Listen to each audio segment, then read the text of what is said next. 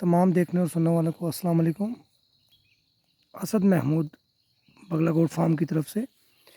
जैसे कि पिछली वीडियो में हमने डिस्कस किया था गोट फार्मिंग के हवाले से कि आपका शेड कैसा होना चाहिए और आपने उसको कैसे बनाना है। ठीक है, तो उसी को हम कंटिन्यू करते हैं। एक तो जब भी आप शेड की जगह सेलेक्ट करें, ठीक है, तो स्पेशली बकरियों के हवाले से आप उसमें जो बकरियों के बैठने की जगह है उसको ज़मीन से हाइटेड बनाएं। 3 फीट या 3.5 फीट हाइटेड करके बनाएं। ठीक है, उसका सबसे बड़ा फ़ायदा आपको ये होगा कि जो आपकी बकरियां हैं और बच्चे हैं, ठीक है, जो उनके पेशाब से यूरिन से अमोनिया गैस पैदा होती है, ठीक है, जो आपके जानवर को इफ़ेक्ट करती है आलमोस्ट 2 फुट की हाइट तक। ठीक है, इंटरनेशनल स्टैंडर्ड के हिसाब से 2 फुट की हाइट तक अमोनिया गैस जानवर को इफ़ेक्ट करती है और उस पर असरअंदाज होती है। तो जब आप उसको 3 फीट और 3.5 फीट पे ले जाते हैं तो वो फिर आपके जानवर को इफ़ेक्ट नहीं कर पाती और बीमारियां कम से कम आती हैं। ठीक है, इसी से जुड़ी दूसरी बात कि जब भी आप फार्म बनाएं तो आप कोशिश ये करें कि अपने इलाके की जो ब्रीड है, जो आपके इलाके में ब्रीड चल रही है, आप उस पर काम करें। ठीक है, बजाय कि आप एक बहुत महंगी बकरी ले आएँ और उसको अपने इलाके में एडजस्ट कराने की कोशिश करें, क्योंकि जो हमारा गोट फार्म है जो हमने बनाया हुआ है, ठीक है, तो ये एक पहाड़ी इलाका है। ठीक है, जहाँ पे चराई भी मुयस्सर है और स्टॉल फीडिंग भी है। ठीक है, तो उस हवाले से हम उस ब्रीड को लेके चल रहे हैं। इसलिए हमेशा जब भी आप गोट फार्मिंग स्टार्ट करें तो अपने इलाके की ब्रीड पे पहले सर्च करें, उस पर रिसर्च करें कि आपके इलाके में कौन सी ब्रीड है, उसकी ग्रोथ कैसी है और उसको लेके चलें। ठीक है, ताकि आपको उसकी खुराक के हवाले से प्रॉब्लम नहीं आएंगी, बीमारियों के हवाले से प्रॉब्लम नहीं आएंगी। बहुत से लोगों का जो प्रॉब्लम रहता है वो है फार्मिंग शुरू करने से पहले ब्रीड सिलेक्शन। ठीक है, और बहुत सी वीडियोस और बाकी चीज़ें देख के फिर वो चले जाते हैं दूर के इलाके से, जाके अपनी बकरियां ख़रीदारी करते हैं और लेके आते हैं, जिसकी वजह से वो वापस उनको अपने एरिया में जानवर को सेटल करने तक बहुत ज़्यादा नुकसान का सामना करना पड़ जाता है। इसलिए हमेशा अपने इलाके की ब्रीड पर रिसर्च करें और उसको लेके चलें, वो आपके लिए ज़्यादा फ़ायदेमंद होगी। ठीक है, इसी तरह शेड के हवाले से सफाई सुथराई और ये सारी चीज़ें आपने ख़ुद मैनेज करनी है।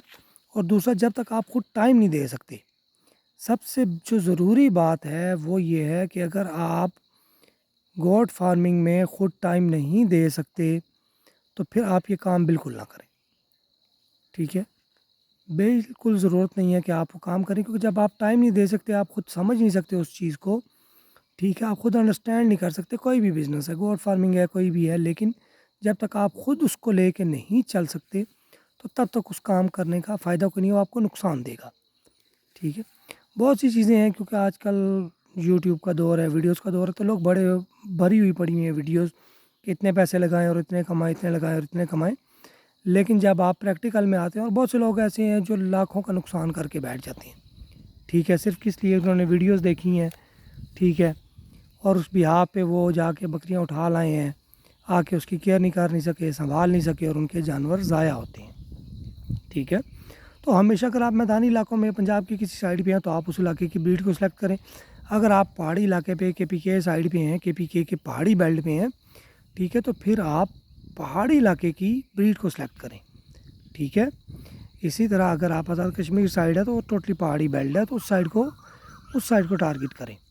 ठीक है, तो हमेशा कोशिश ये करें कि आप अपने इलाके की ब्रीड को सिलेक्ट करें, वो आपके लिए ज़्यादा फ़ायदेमंद होगी। क्यों कि इसी तरह बकरियों में जब आप लाते हैं तो मुतअद्दिद बीमारियां वो साथ लाती हैं।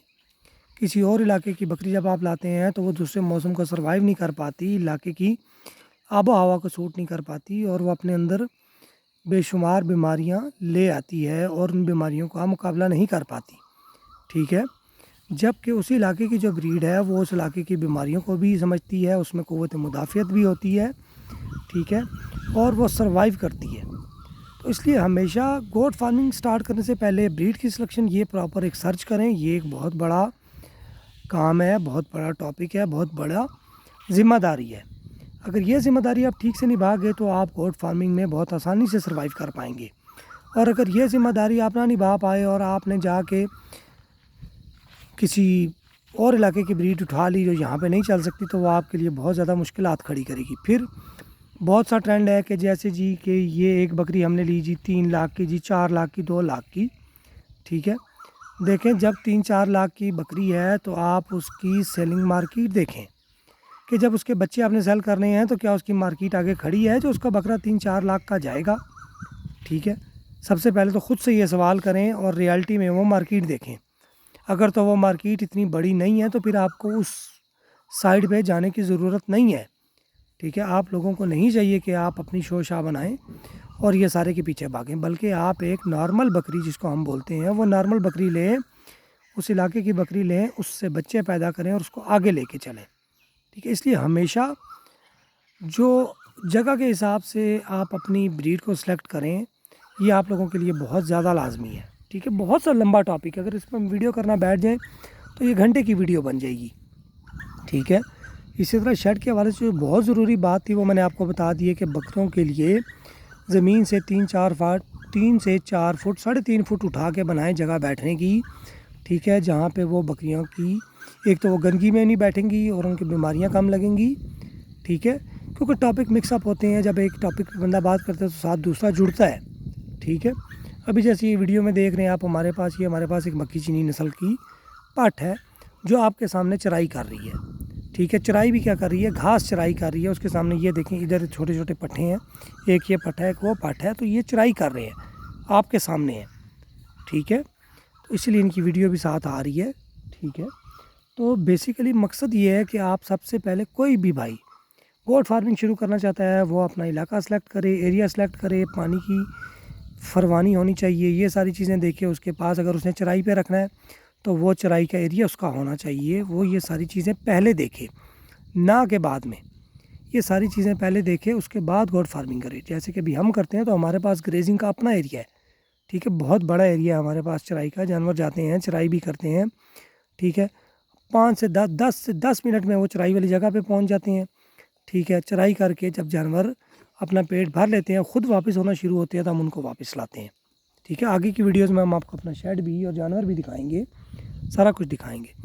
لیکن یہ ویڈیوز بنانے کا مقصد یہ ہے کہ آپ اپنے علاقے کی بریڈ کو سلیکٹ کریں، وہ علاقہ آپ کو وہ بریڈ آپ کی زیادہ بہترین نشو و نما کرے گی دوسرے علاقے کی بنسبت. تو چلے آج کی ویڈیو کو یہیں پہ ختم کرتے ہیں، مزید اگلا ٹاپک کو اسٹارٹ کریں گے نیکسٹ ویڈیو میں.